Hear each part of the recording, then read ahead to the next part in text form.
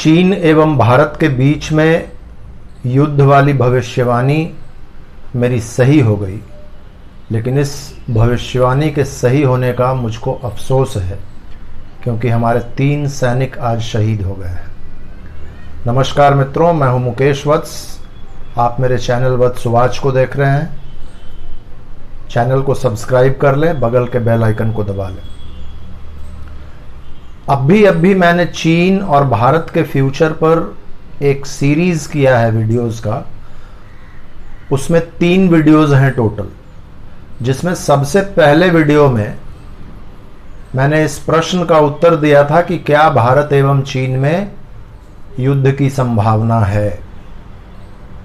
मैंने बहुत ही स्पष्ट शब्दों में कहा था कि इस बार यह मिथ्या टूट जाएगी कि भारत एवं चीन के बाउंड्री पर 40 वर्षों से गोलियां नहीं चली हैं, और आज की घटनाओं से ये बात सत्य साबित हुई। लेकिन मुझे इसका बहुत अफसोस है एक भारतीय होने के नाते, क्योंकि इसमें जो रिपोर्ट्स आ रहे हैं हमारे 3 सैनिक मारे गए हैं। हालांकि रिपोर्ट ये भी है कि चीन के भी 5 सैनिक मारे गए हैं और 15 सैनिक घायल हैं। लेकिन अब प्रश्न उठता है कि क्या ये आगे युद्ध में परिवर्तित हो जाएगा। मैंने पहले वाले वीडियो में स्पष्ट कर दिया था कि युद्ध तो नहीं होगा, लेकिन एक लोकलाइज्ड वॉर, एक लोकलाइज्ड टसल जरूर होगा। और कल रात में जो हुआ वो एक टसल ही था। हमारे कुछ सैनिक मारे गए, उनके कुछ सैनिक मारे गए। ये बात मुझे लगभग 1:51 पर पता चला, जब मेरे किसी मित्र ने यूएसए से मेरे को व्हाट्सएप करके और ये बताया कि मुकेश जी आपकी भविष्यवाणी सही हो गई। और मैंने उसी समय 1:51 दोपहर में मैंने एक प्रश्न कुंडली बनाया, ये समझने के लिए कि ये परिस्थिति अब कहां जाएगा। मैं वापस उन वीडियो पर आता हूं।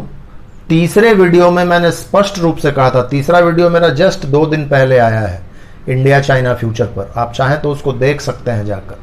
उसमें मैंने कहा था कि जितनी भी बातचीत चले चीन और भारत के बीच में, चीन अपना सेना कितना भी पीछे हटा ले और ऐसा लगे कि कॉन्फिडेंस बिल्डिंग मेजर्स की शुरुआत हो चुकी है और ये युद्ध नहीं होगी, फिर भी चीन इतना गंदा राष्ट्र है कि उस पर भरोसा करना मुश्किल है और ये कुछ न कुछ बदमाशी जरूर करेगा।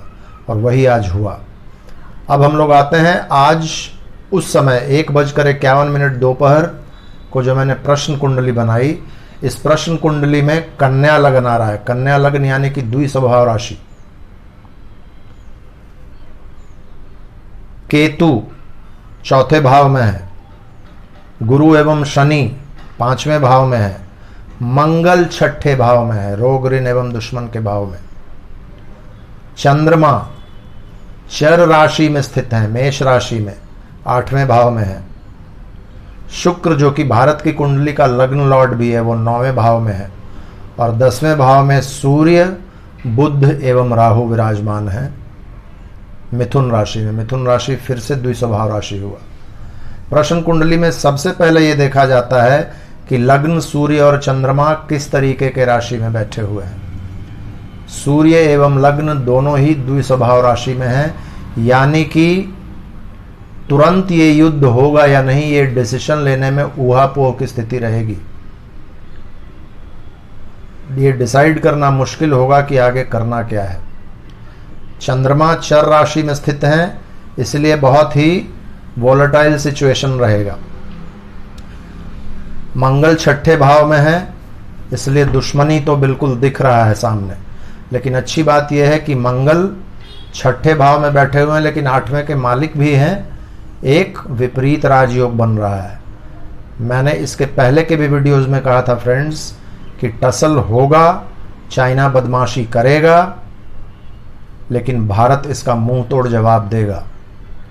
तो ये हमारे लिए परिस्थितियां विपरीत तो हैं, लेकिन हम लोग इसका जवाब जरूर देंगे। और कुछ एस्ट्रोलॉजर्स को मैं अभी सुन रहा था, वो कह रहे थे कि 30 जून तक ऐसी परिस्थितियां चलेंगी, उसके बाद ये बात शांत हो जाएगा। मेरा ऐसा मानना है कि ये अभी शुरुआत हुआ है। 18 यानी कि 2 दिन के बाद मंगल जैसे ही राशि परिवर्तन करेंगे और मीन राशि में आएंगे, स्थितियां और खराब होंगी, क्योंकि मीन राशि चीन की कुंडली का तीसरा भाव है और उसमें राहु बैठा हुआ है। चीन के राहु पर से जब मंगल गुजरेंगे तो चीन अपने पड़ोसियों के साथ कुछ ना कुछ बदमाशी करेगा, क्योंकि तीसरा भाव यानी के पड़ोसियों का भाव भी होता है। और याद रखिए 21 तारीख को जो सूर्य ग्रहण लगने वाला है वो मिथुन राशि में है।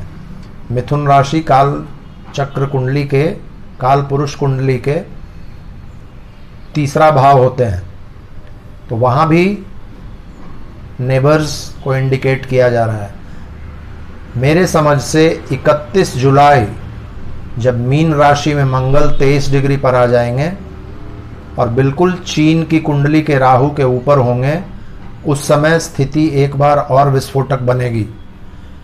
और उसके बाद 25 अक्टूबर जब मंगल वक्री होकर वापस मीन राशि में आएंगे, उस समय फिर से 25 अक्टूबर को एक बार चीन के कुंडली के राहु के ऊपर से गुजरेंगे मंगल।